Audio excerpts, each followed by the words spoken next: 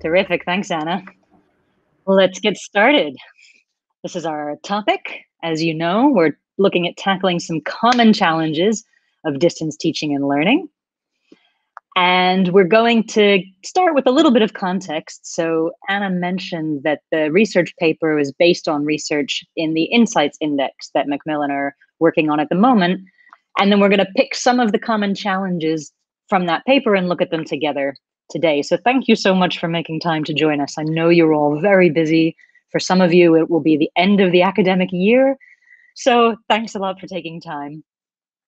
And one thing that you need to know before we continue is you will see this picture sometimes in the webinar, this beautiful picture of a reflecting lake.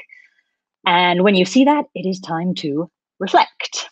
So when you see this in the webinar, I'm going to give you a reflection question and ask you to share your thoughts in the chat box. Now, let's start with a very quick check-in. I'd like to meet you. I'd like to know how you're feeling, and particularly how you're feeling about distance teaching and learning. So on a scale from my undermotivated cat to my super motivated dog, how do you feel about distance teaching and learning? On a scale from cat to dog, how are you feeling about it? Yay, lots of yay. In the middle, okay. Both. Dog, cat, oh, a little tired meerkat. Where is a meerkat on the scale from cat to dog? In the middle. Ah, interesting. Becoming a dog. Fascinating. Cat for teens, dogs for kids. Now that's interesting. So maybe you move along the scale depending on your teaching context. A hamster. So we've got hamsters and meerkats on our scale. Fantastic. Dog, cat, definitely. Okay. All right, well, let's see if by the end of the webinar, we can move you further towards the very excited dog end of my scale. And let's hope that you don't meet either of them during the webinar. If somebody rings the doorbell, I apologize in advance. So let's get started with a little bit of context. So the context of the webinar and of the white paper is, of course, COVID-19, the context of our year. And I'm going to share very quickly 10 of the insights that have come out of this research that's been done with 65 teachers and coordinators around the world. What we found is that they have quite a wide range of different contexts, different online and offline and face-to-face blends, but they have a lot of common challenges. We also found that they varied quite a bit in the time they allowed for synchronous and asynchronous study. So synchronous study being when we're all together, like now in this webinar, sharing at the same time, working together simultaneously. And asynchronous being like homework, or if you're watching this webinar as a recording and it's already finished. So doing things separately at different times. And there was quite a lot of variety around the world in how different teachers did this, mostly because their circumstances were different. The restrictions in their countries due to COVID were different. And so they had to adapt their teaching program differently. What's been very clear is that everybody has been learning as they go and making changes and adaptations according to what seems to work best. We also found, of course, that infrastructure and connectivity are still problematic for some people. So nobody expected the entire world to move their learning online all in the space of a couple of months. And some people have been having difficulty with digital access. And this is also supported by other research studies as well, which you can find links to in the white paper that you're going to receive after the webinar. A lot of teachers mentioned motivation and engagement. So particularly for students who are calling in to a lesson by phone or simply being online instead of face-to-face, and particularly for hybrid lessons. So lessons that are a kind of mix of online and offline, maintaining motivation and engagement was quite difficult for a lot of teachers. They were struggling to find solutions. And of course, that means that a lot of teachers have been feeling really stressed and feeling exhausted, and not just because of the teaching, but because of the pandemic in general. And of course, it's affecting our whole lives. And learners as well. So this isn't restricted to teachers, but also learners too have been finding the whole experience stressful and tiring. And people are, finding solutions and actually adapting very well in a lot of cases, but still feeling like they need support. Some teachers in the study reported that they found it difficult to cover everything in the syllabus when they were teaching online. So maybe they reduced the size of their classes, or maybe they reduced the number of lessons or the length of the lessons. And so they were struggling to cover everything in the syllabus. Another common problem that was mentioned was collaborative work. So doing group work and pair work was more difficult, and not only online, but also face-to-face. So for example, students are wearing masks or teachers are wearing masks, and that was affecting the communication. And similarly with collaborative skills like speaking and listening, they were finding that quite challenging. Again, online and offline. Maybe offline because of people wearing masks or keeping a social distance, and online, some teachers suggested recording things, but then they felt that the speaking was less spontaneous. And the final insight that we found in the research was that assessment practices were changing and being adapted. So formative assessment, where you assess your students little by little during the year instead of everything at the end, that was becoming really important. And in contexts where previously that wasn't done. So lots of changes happening this year for teachers, even in many different contexts, lots of common challenges. Now let's check your memories. What does this mean? It's time to reflect. Excellent, first person in the chat box. So I'm going to bring up a survey on your screen, and I'd like you to answer the survey. Let me just prepare the survey. Okay, so I'd like to know which of these challenges are familiar to you. So the poll or the survey will appear on your screen, and you can choose multiple answers. And if you have extra ideas, please add them in the chat box. So you should be able to see the survey and vote now. And if not, let me know. Excellent. I can see people voting already. So choose as many answers as you like. Which of these challenges are familiar to you from your experience of the past year and all of the changes to education brought about by COVID-19?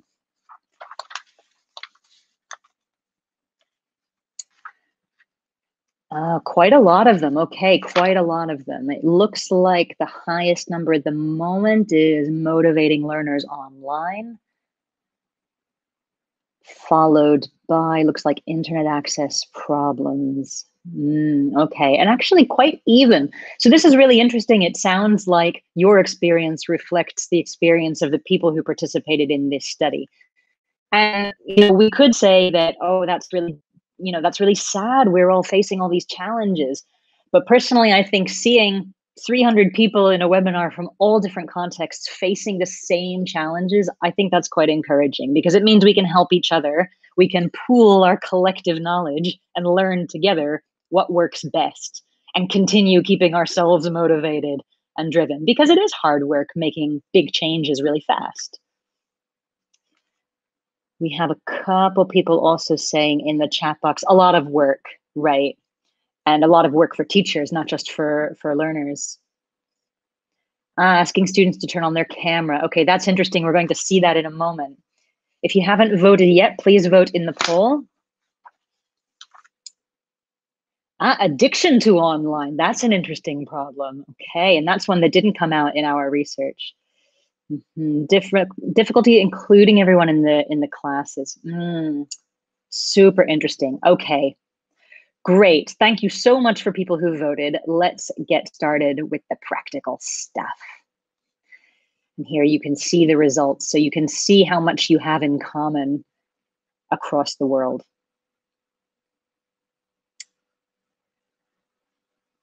Okay, so coming back to our session. So we're going to look in this webinar at 3 of the most frequently mentioned challenges. So how to motivate and engage learners online, how to improve our well-being, so teachers and learners, and how to do good communicative and collaborative work. These are the 3 areas that we're going to cover in the webinar.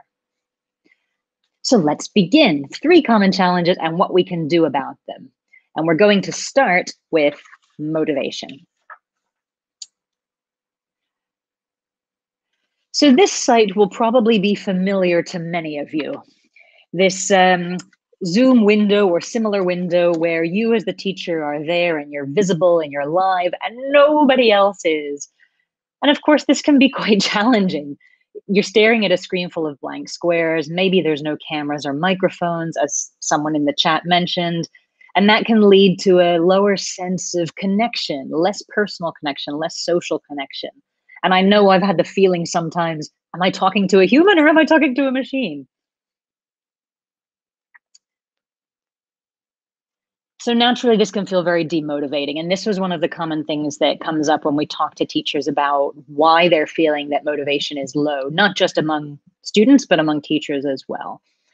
So possibly the best solution I can suggest to this, and the simplest, is to use a profile picture. Now that sounds obvious, but I think we need to not underestimate the value of having just a picture, because there are times when people have a very good reason for not using their camera or not using their microphone.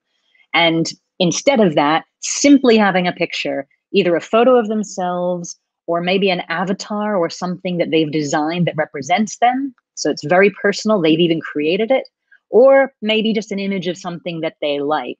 You can see that even with just a few extra images, it already feels brighter, more personal. I'll show you an example for myself. So maybe you saw these little pictures hiding in those squares. So here I have an example of each, either a picture of me or an image I've created with Bitmoji that looks like me. It even has my red headband, or a picture of something that I like. So it's personal. And as simple as this sounds, this can be really powerful for maintaining a personal connection over a distance when maybe some of the students have never even met each other face to face. So remembering, that's Laura, she likes cookies. It just makes it that little bit more personal. And really, the only risk I see here, oh, excuse me, the image on the slide has moved slightly. I'll read it to you. The risk is, remember not to teach only learners who have pictures. So again, this is a little bit of a danger area, much in the same way as when you have one student who's really strong and always wants to answer the question, and it's tempting to always direct your questions and things at them. Be careful that if you have some students who have a picture and some who don't, you still teach everybody. Everybody's still in the class. But you can see the difference it makes from just having a couple of pictures. It's already more personal. Okay, now the next challenge, which is really commonly mentioned, is adapting to tiny screens. So not everybody is using a laptop or a tablet or something big enough to see the screen if they're learning online. For this webinar, I've assumed that most of the people joining, the majority, will be using a laptop. But that's not always the case for our students, particularly if they're learning at home now and they're sharing a device with other children in their house or other adults in their house, or if they need to share the space in the device. So the challenge here is that a lot of material was not originally designed for use on screens. And a lot of major publishers are creating content that is designed mobile first, but COVID-19 happened faster than we could possibly develop new material. So not everybody has been able to do this. Some learners will call in by phone. Some learners will use a mobile phone screen to access a link. And of course, all of this causes problems and we need to adapt. So here's an example of how I've adapted a slide. As I say, I assumed that most people here would be joining by laptop. So I used the first slide. But if I knew that most of you were going to join on a phone screen and you simply wouldn't be able to see anything, then I would use the second format. I would divide my slides into more slides with fewer things on them. So my top tips here would be to plan for a smaller screen and for eye fatigue. Just include that in your plan and then it's there if people need it. So minimal images, minimal text, and a large font size so that even on a small screen, you can read the text. And I'll show you an example. So this second slide now I have on my mobile, and maybe you can see That's still big enough for me to read, even on a mobile screen. And this is also a very small mobile, I should say as well. It's not one of the what do they call them? Phablets, the big ones. The other thing that you can do in terms of planning for eye fatigue and for strain is just to include frequent breaks so people can rest their eyes. So stand up, stretch, move around, or use this rule, the 20-20-20 rule. This is advice from an organization that works with people with sight loss in Britain. And they recommend that every 20 minutes, you look away for 20 seconds and you focus on something 20 feet away. That's about 6 meters. So let's try that together now. Your screen is going to go black, so there's nothing to see. I'd like you to look away. I will count for you and focus on something further away. So 20, 19, 18, 17, 16, 15, 14, 13, 12, 11, 10, 9, 8, 7, 6, 5, 4, 3, 2, 1. Fantastic. Take a deep breath. Please come back to us. I'm glad to see the chat box froze during that time, so hopefully you were all looking away and resting your eyes.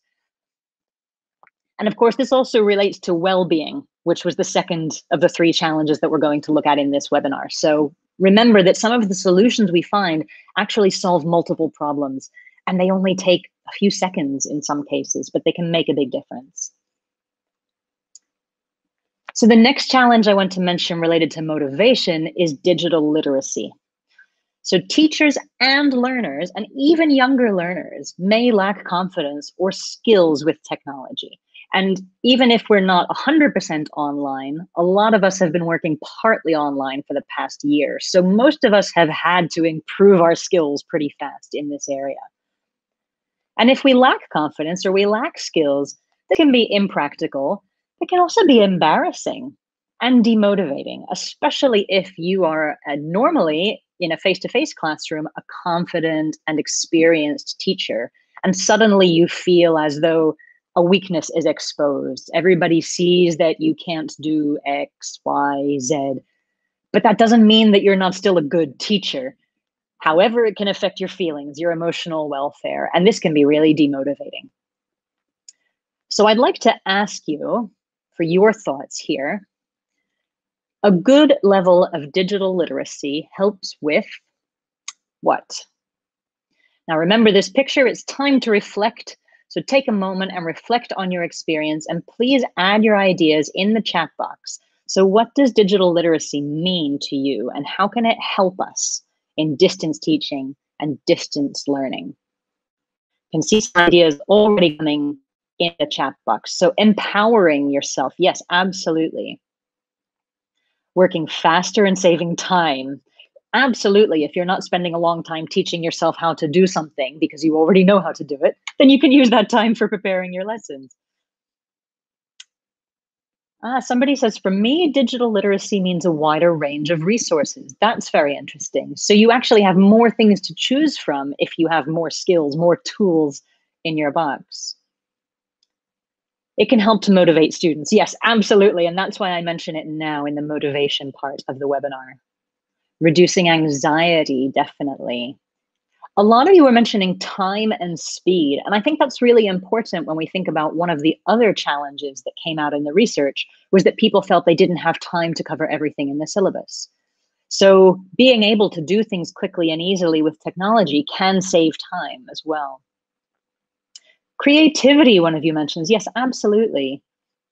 And yes, a few people mentioning creativity.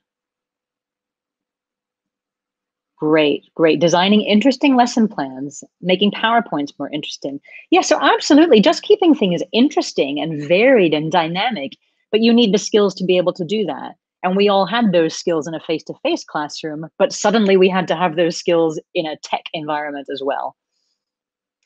Okay, thank you so much for your ideas. I'm going to share some of mine now, and these are maybe a little bit more specific.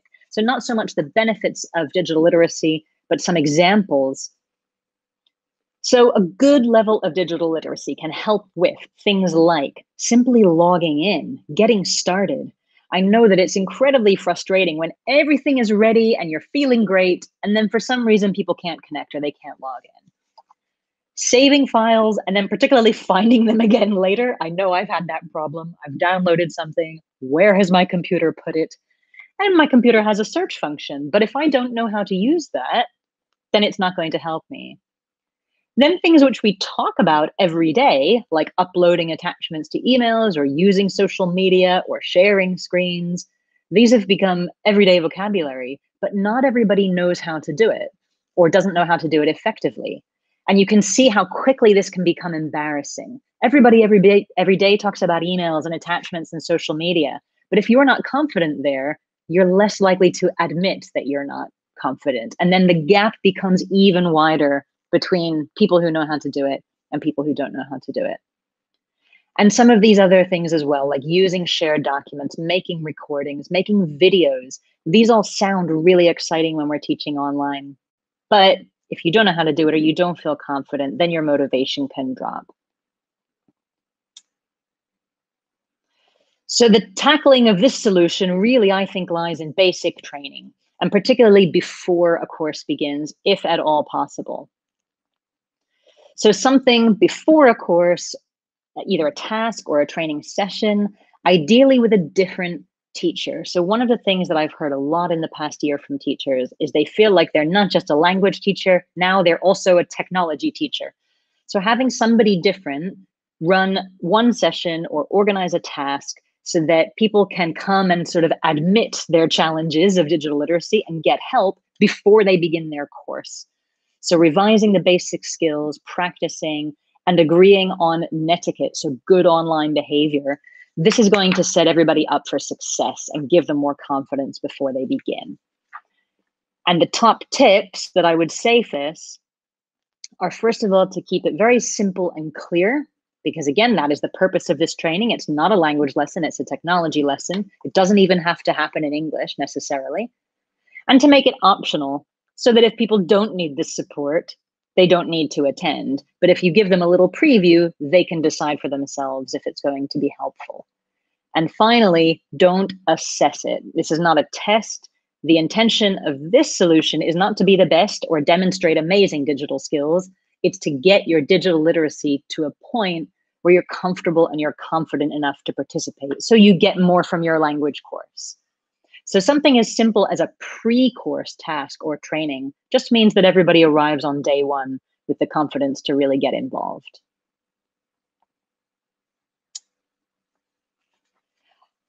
Okay, now we've already touched on well-being, and we're going to look at a few practical solutions now, and we're going to do one together because we're already over 25 minutes into our webinar, so it is time to get up and stretch for 20 seconds. Here's my dog demonstrating. I will do it too, and I'll count for you. 1, 2, 3, 4, 5, 6, 7, 8, 9, 10, 11, 12, 13, 14, 15, 16, 17, 18, 19, 20. So get your oxygen moving around your body and get ready to learn, and we'll keep going. Feeling better? I feel better. Okay, let's talk about well-being. So this is just one way, and again, a very simple 20-second way to break up an hour of sitting at a screen. So a challenge that was frequently mentioned was being tired, being distracted, being stressed and demotivated. Now, this could partly be down to educational challenges that we've mentioned. It could also just be down to stress in the personal life because COVID-19 has changed so many things. So one of the things that I like to do at the beginning of any class is begin with a quick check-in, like we did together at the beginning of this webinar. So I'll ask learners to give a quick score of how happy or excited or sleepy they're feeling. You could potentially use this as a way of revising vocabulary that you've studied recently. So how enthusiastic are you feeling today, for example, if that's a word that you've studied recently. Or they can choose a picture that represents their current mood. So just something to acknowledge that when they come to your class, they're bringing all of themselves. It's not just a learner, it's also a person with lots of things happening in their life, lots of things in their mind. So a quick check-in at the beginning of every lesson can just start you on the right foot. And then the rest of the lesson becomes more of a collaboration, that you're all there together as whole people. And of course, tell them your choice as well. Now, I forgot to do this for you earlier. So you remember how we started the webinar? I asked you on a scale from cat to dog. Now, I would say that I'm between cat and dog because I enjoy distance teaching and learning, but I agree with all of you that there are challenges and I'm not always at the dog end of the spectrum. One other thing that you can do, not just from a scale of one to another, is you can give students a selection of pictures to choose from. So here I'll ask you again, which fish are you feeling today? Which of these represents your mood today? And this could be very interesting depending on what time of day it is for you and where you are in the world. It is currently right in the middle of the day in Greece where I live, and I feel like fish number one because fish number one kind of looks like it's on fire and it's extremely hot here at the moment. So you've got quite a wide range of fishies. Now, if this were a class with students, we could either do it this way where they just share a number, or we could put them in groups to explain. Somebody says number 6, due to current health conditions. Great. Okay, so depending on the relationship you have with your students, you might let the student talk about that a little bit and share. Or you teach them it as moments to respect privacy. But so immediately natural communication can arise from your choice of something as simple as a picture of a fish. 1 and 3, okay, so somebody's having kind of a complicated day, partly a fish on fire, partly a plastic fish. Number 4, very hot, appreciating shade. Yes, I absolutely agree with you. So you get the idea. Something as simple as this just gives people a moment to remember their whole self and shows them that you care about how they're feeling. And this in itself is motivating and good for well-being. People will feel like they belong, they have a place in your class. And thank you very much for the person who says between 3 and 4 because it's 6 a.m., but this is very engaging. I'm glad to hear it. Thank you for getting up at 6 a.m. to join us to talk about online learning. Goodness me. The other thing we can do, of course, is include occasional check-ins during the lesson too. And the way I do this is one of 2 ways. So either I choose a code word at the beginning of class, and that could be something that we learned together recently or something the students will need for their homework, but I choose a word, or I ask the students to choose a word, or depending if they're a very low level group, maybe I'll choose a picture or a color or a sound like this. Here I've chosen a banana on a kind of turquoise background. So we can choose. But the point is that we just identify something quick at the beginning of the lesson. I used to do this with students with phonemes. We had a sound of the day. So if my sound today was ah, and I had a picture to represent the sound, then at some point during the lesson, that picture would appear, and this is what you do. So students type the code word or the picture word into the chat box anytime they hear it during the lesson. It only takes a couple seconds to set up once the students know how this works, but it adds a little bit of fun, and it's a chance to check that everyone is still paying attention as you see answers come in the chat box the next time they see something turquoise or they hear the sound ah, for example. So let's try it. This is our code picture. It's a banana. Whenever you hear the word banana later in the webinar, or if you see a banana on the screen, I want you to type banana into the chat box as fast as you can. I will also invite you now to identify a code word. So in the chat box, can somebody suggest a code word? I'll pick one. I'll tell you what it is, and I'll use it later in the webinar. Okay, we've got squirrel, hedgehog, avocado, interesting, ice cream, cat, fish, monkey, lots of food and animals. Funny about heat. Brilliant. Cake, love it. Cake, we're gonna do cake. Thank you to the person who suggested cake. So our code word is cake and our code picture is banana. Later in the webinar, you'll see a banana or you'll hear the word cake, and you have to type it in the chat box as soon as you can, even if we're talking about something different at the time. Okay, let's move on to our next challenge. So, as we all know, many of us are looking at screens all the time nowadays, and not only for teaching or learning. For me personally, this has been the biggest challenge of the past year, because I was already working online and using screens a lot. Now, of course, the way the year has gone, I'm not only teaching, but I'm also shopping online and socializing online and exercising online, doing everything online with a screen. And I don't know about you, but this results sometimes in tired eyes or a headache, or simply just boredom of being always in front of a screen. So my suggestion here, one way that we can adapt what we do, there are many ways that we can do it. One way is just to give our eyes a rest. We've already seen two ways of doing that, one by stretching, one by focusing on something 20 feet away. I'm going to suggest here that we adapt our listening practice, where sometimes we have a short clip and we practice only listening. No reading at the same time, no answering questions while we listen, but just listen, the way we do in the real world, where we're listening for general meaning. So a lot of us will do this anyway in a listening lesson as the first task. We'll listen for gist. We'll have a general understanding task. So that's absolutely fine in this case. And we can also, in other lessons, use listening as a way to introduce a topic, for example, where we just listen to something once for a general idea and you don't need your eyes. So learners and the teacher can simply close their eyes and listen and breathe and just give their eyes a break. Now, this not only gives your eyes a break, but it also adds a little bit of variety to your class. So let's try it together now. I'm going to ask you to close your eyes or look away, but please do not look at your screen while you're listening.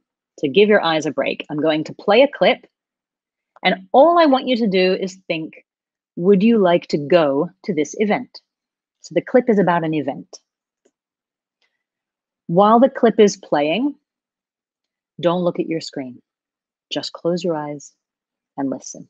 So would you like to go to this event?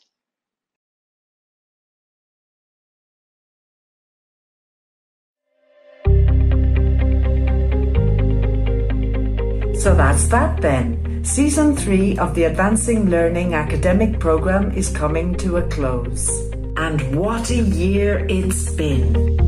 To end the season, the teacher training team at Macmillan Education will be squeezing some of the best ideas and advice we have shared with you throughout Season 3 into 5 back-to-back sessions in our live Advancing Learning Fast Forward event. These 5 sessions will be covering the 5 academic themes of the program. Advancing students' global skills. Advancing inclusivity. Advancing assessment for the future. Advancing digital teaching skills. And advancing teaching skills. Each 10-minute session will contain our top 10 tips based on everything we've offered to you during Season 3 of the program. Register now and join us all on Thursday the 8th of July at 10 a.m, 3 p.m, or 9:30 p.m. UK time for the Advancing Learning Fast Forward event. And don't forget your notepad. You're going to need it.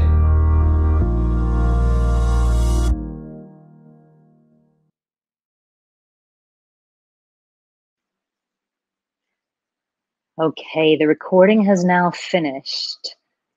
I can see that some people in the chat have typed that they couldn't hear anything, but I hope that most of you could. So please, if you were able to hear it, type into the chat, would you like to go to this event? If you were not able to hear it, I will share the link for you at the end of the webinar, and you can watch the video or listen to it later. So lots of people saying, I'll definitely attend. I'd love to attend. Yes, please. It sounds great. Fantastic. Okay.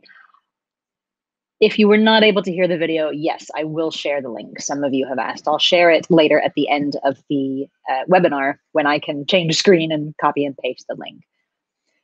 So let's just reflect for a moment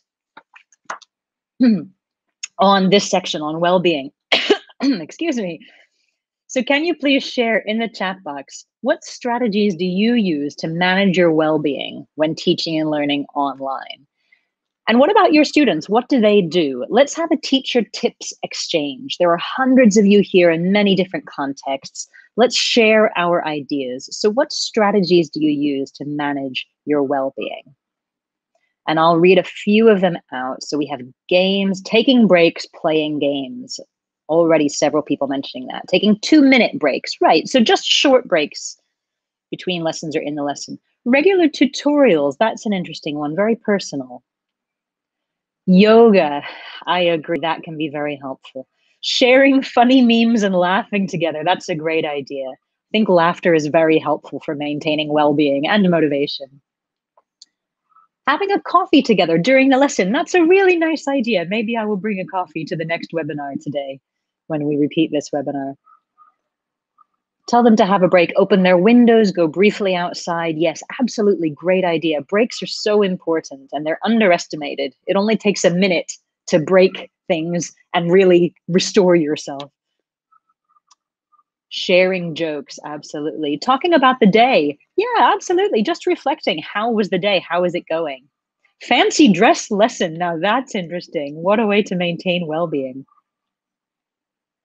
Zumba. Wow, that's a great one. Yes, get all of that energy out. Let them chat with peers. Yes, absolutely. Sharing ideas of how they feel. Using Zoom effects. Now that's interesting. So you use that to maintain well-being, to make you feel good. Absolutely. A light quiz. Now that's interesting. So we can see that there's a lot of overlap between well-being and motivation. And again, as I said, and as you'll see in the white paper that you'll receive after this webinar, a lot of the solutions to one challenge can actually help with another challenge as well. Singing songs, that's a lovely one. Okay, I'll stop there and we'll continue with the last part of the webinar. And this is the other of the 3 most frequently mentioned challenges in the Insights Index research that I mentioned. It's about doing communicative practice and collaborative work effectively online. So some really common teacher worries that are mentioned in the research are these feelings of, do learners have enough opportunity to work together and to practice speaking? And where are we? Are we working online? Are we in the classroom? Are we doing both? I think it's important to remember that it's natural to worry these things. We're language teachers. We want our students to communicate and collaborate as much as possible. But how can we do this when our context becomes so complicated? Maybe we're partly online, maybe we're fully online, maybe it changes. And this was another interesting finding from the research. What if the situation changes again? What if the school is open, but then it closes again and we have to move back online? So we've all done really well adapting, but we're also finding that we have to adapt again and change back and forth. And that can be quite stressful. That can affect our well-being, both as teachers and as learners.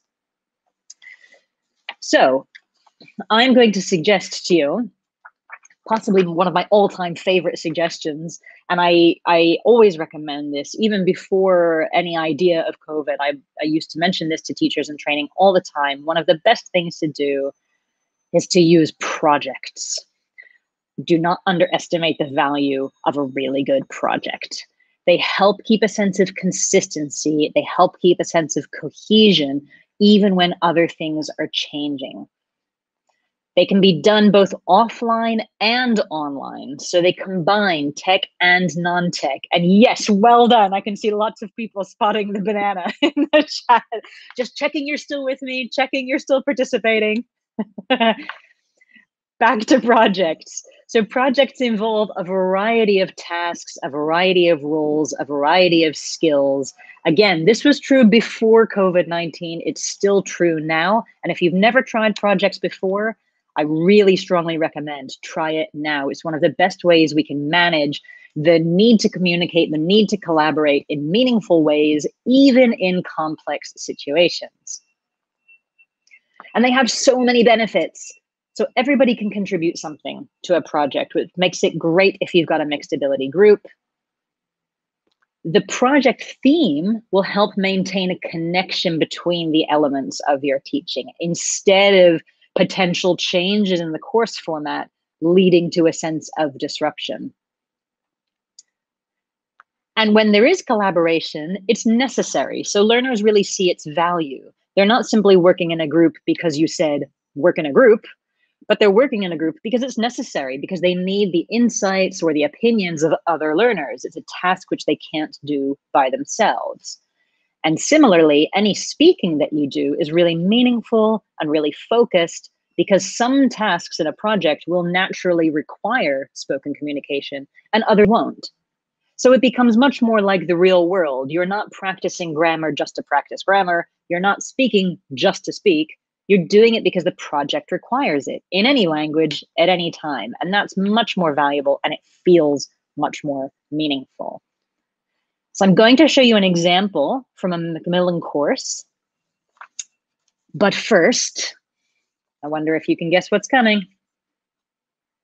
This time my cat is demonstrating for our well-being. We're going to have a little stretch. So 1, 2, 3, 4, 5, 6, 7, 8, 9, 10, 11, 12, 13, 14, 15, 16, 17, 18, 19, 20. And I'm sorry to report that when I stood up to stretch, I accidentally stepped on the cat. So he just made a guest appearance. Sorry. This is the one hazard of working from home, of course, is stepping on your pet.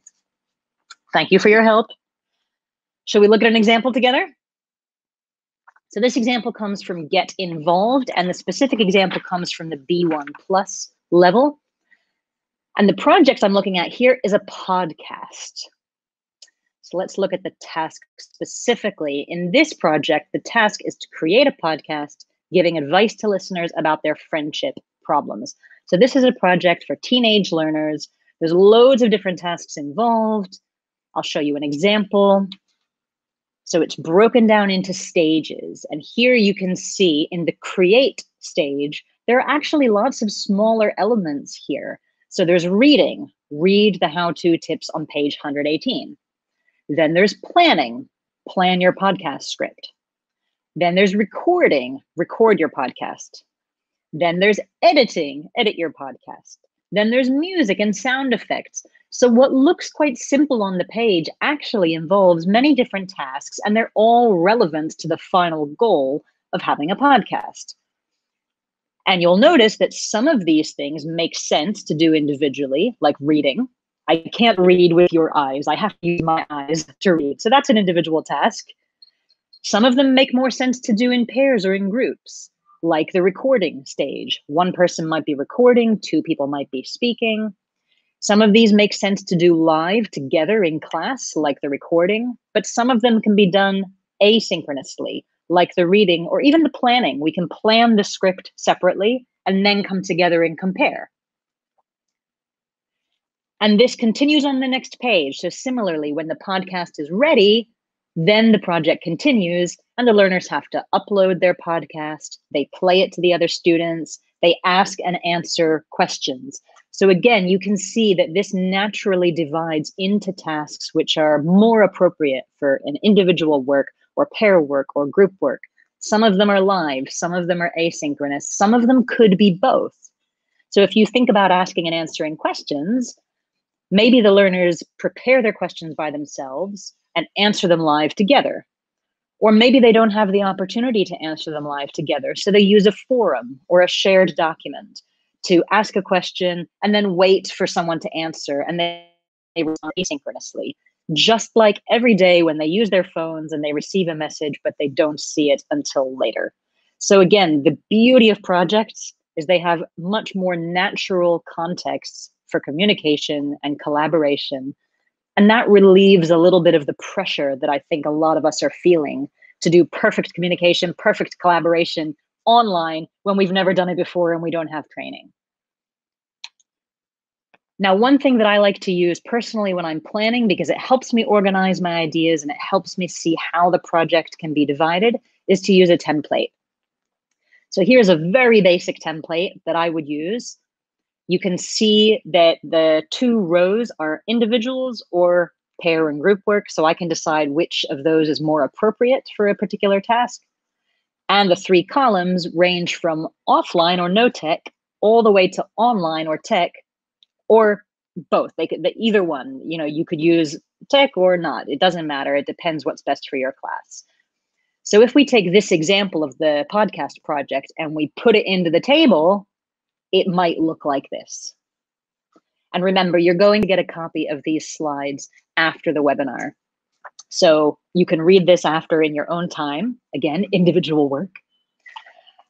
But you can see that we've got things like reading and planning in the individual offline section. And we've got things like recording or agreeing on sound effects in the online pair work or group work section. So this project covers quite a variety of interaction patterns.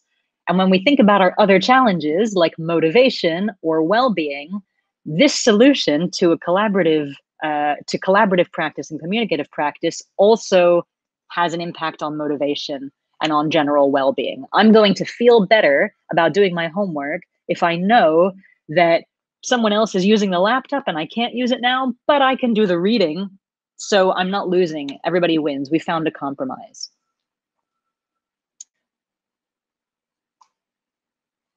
Okay, so we're coming up to the end of the webinar. I think it's probably time that I mentioned cake. Fantastic. Excellent. Thank you. I'm glad you're all still here. You're all still listening. Loads of cake in the chat box. I really want a piece of cake now. Somebody says, banana, question mark? Maybe banana cake. Do you have banana cake? That's a great idea. Okay, so I'm going to ask you to reflect. This time I'd like you to just share in the chat box, start to add any questions that you might have, because we've got 10 minutes left of the webinar. We've got time for questions and answers. So if you have questions about projects or about any of the other things that we've mentioned in the webinar, now is the time to reflect. So reflect, please, on the past 55 minutes. Start to put your questions in the chat. And while you do that, I will just summarize what we've done in this webinar. So we've looked a little bit at motivation, some of the challenges of motivation and what we can do about them.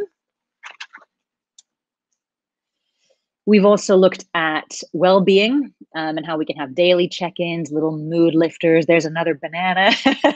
Excellent. Well, you guys are good at this.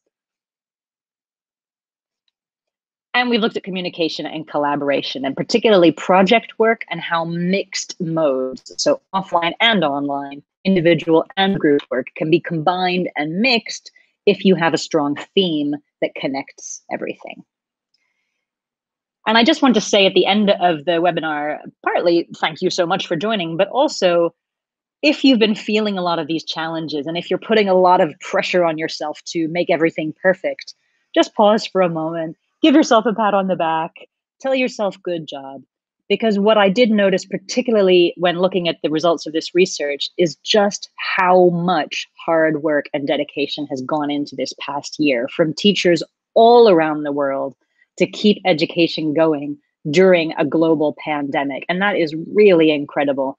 And the fact that you're all here now and you're still enthusiastic and you're still motivated, and together we're sharing our ideas and trying to do the best job we can, I think it's really important to recognize that. So well done. Thank you very much for joining us today, this morning or afternoon or evening, depending on where you are. And now we have time for some questions. And I think Anna is also going to come back towards the end of the webinar to tell you a little bit about what happens next in terms of certificates and the paper. Let me just look at some of these questions now that are coming in. Okay. Thanks a million. Thank you too. Is Get Involved available for B2 or C1 levels? That is a question specifically for Macmillan, but I believe it is. And I think actually the highest level is coming soon. I'm not sure if it's available yet, but you can find that on the Macmillan website. And that's actually where I downloaded the sample project that I used in this webinar. So you can also find sample content, which you can use in your teaching before you have the whole course book, or if you don't have the whole course book. A question: suggest a 1-minute warmer for starting the class. So I like warmers that have a little bit of input, but lots of space for the students to personalize. And that's why I would suggest things like a picture to choose from. Another thing that you can do with pictures, and also because so many people take pictures on their phone all the time, is to start with a warmer where they show a picture and the other learners have to guess the story behind the picture. And they only have 30 seconds to speculate and to guess, and then the other person has to confirm. So for example, I took this picture this morning. There's my cat relaxing in the sunshine. And the students could ask me questions about it. You know, how many hours does your cat spend sleeping? Do you always step on him while you're giving webinars, etc.? You know, but something silly, something funny, something personal. And it's as simple as choosing a picture that's already on your phone. So it's very preparation light, but it personalizes things from the beginning. Hi, Anna. Hello. I'm still looking at a wonderful webinar. I've got some questions collected for you, actually. Oh, fantastic. Okay, go. Yeah? Go. I don't mind at all. So I have to say, one of my favorite activities was really that, what fish are you today? And there's a question about that as well. What would you do with your students? Today, I think I'm on fire too. It's very hot in Dubai. Okay, what was the question? So imagine your students actually say, I'm not feeling so well. They're the sad fish or the unhappy fish. Do you want to do anything with it? How do we transition them nicely into the lesson without ignoring that feeling? Any tips there? I think, yeah, that is an excellent question and so important. And I think the answer really depends on the nature of your relationship that you have with your students. So some classes are small and intimate and you know each other very well. Maybe you've been working together for a long time, or maybe you haven't known each other for a long time, but you're just very friendly and you're happy to discuss and happy to share. If somebody makes a comment like that and you as the teacher feel that maybe they wouldn't be ready to discuss it or share it, personally, what I would do is just make a note and then in the private chat or in a separate tutorial, ask them, is everything okay? And is there anything they want to talk about? Because sometimes people just need to feel that they're understood and they're heard. But it's a great question because it's not always appropriate to continue discussing that in a public forum. And the other bit of advice I would give there is one of the best pieces of advice I was ever given when I was a brand new teacher doing my first training many years ago. And I remember the trainer saying to us, you teach the students, not the lesson.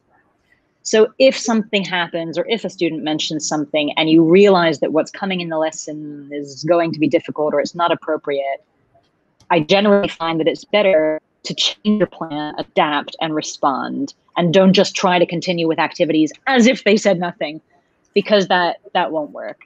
And they've just admitted that they're not in a good emotional place. So I think be sensitive is the short answer to that question.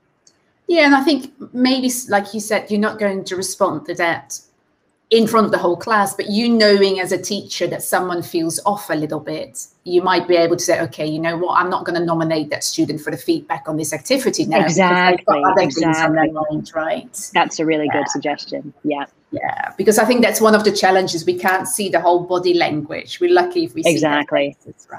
Exactly. So one more question, if you don't mind. Of course. We support our students. We tell them, okay, you can have the camera on, you can have the camera off. We select topics that we think are motivating for our learners. We put them into the breakout rooms, and then you've been there probably too. There's very little talking happening. How can we actually motivate it? Is there anything we can do to make them feel that it's a safe environment and please chat together without being there as a teacher? Because we can't be everywhere at the same time now. We can't be everywhere at the same time. This is one of the reasons I suggest project work, because the nature of a project and its tasks means that you're only really asking them to speak and collaborate when it's necessary. And so inherently, the motivation is more likely to be there because they can see the purpose. And I know that I've taken language classes before where I was given a task and I was told to talk about it, but I wasn't ready yet, or it didn't feel necessary. Maybe a grammar task, which I hadn't completed yet, and they really wanted me to talk to my partner, but first I had to think. So I think sometimes we need to be reasonable with our own expectations. Sometimes it may be that they're not speaking yet. It's not that they're not speaking, but they're not speaking yet. Maybe they're just not ready. Maybe they needed some extra scaffolding or some extra support before they would feel ready to share. So it may not be that there's a motivation problem. Maybe we're seeing that because we're looking for it and we feel nervous and we're worried that they're not motivated. But I think often it just is, are they prepared? And does the task require speaking and communication? And if it doesn't, then maybe we need to change something. I think one of the beauties of teaching online is that we can actually say, okay, turn your camera off, take a minute, take some notes. Yeah, break that room, absolutely. and then we actually really had that time to think without anyone looking at Exactly. them. Exactly. Lovely, beautiful answer. Thank you. I think there were lots of fabulous ideas in your webinar. Thanks, many Anna. more questions and things I would like to talk about, but we're going to bring it to an end because maybe some teachers are still going back to the classroom today. Maybe you're still writing reports. I don't know, but all I want to say, Laura, that was, as always, a fabulous session with lots of practical takeaways for us. And I'm definitely going to implement the 20-20-20 rule. I've started doing that and I feel the difference. I really feel the difference. It's really helpful. Yeah. Love that idea. So thank you so much for sharing all your ideas with us. My pleasure. And I'm just going to talk everyone through your white paper one more time because that looks absolutely amazing. So thank you, Laura, for being here and for sharing all this with us. Thank you. I will hang around in the chat for a couple minutes, but I'll hand over to you, Anna. Thanks so much, everybody. Good. So thanks, everyone, for your enthusiasm in that chat box, because it's amazing to see. And all this banana and cake. Yeah, banana cake. I think we all feel ready for that now. So thanks, Laura. And thanks for writing that white paper as well. Just a little bit more about how that actually came to life. So Macmillan has launched the Insights Index. It's a global research program run by Macmillan language researchers. And it aims to work with practicing teachers like you and me and Laura, sort of jointly evolve teaching practices and materials. So along with enhancing professional development, getting your certificates, of course, in a minute, Ritka, I'll get back to that, and gaining access to survey results and white papers, Macmillan will also donate money to a charitable cause for every survey you complete. So if you want to join the Insights Index and get your voice heard, your experience is teaching online, please go to the link I'm putting in a chat box now for you. And join up so you know what research is happening and you can actually make your voice heard as well.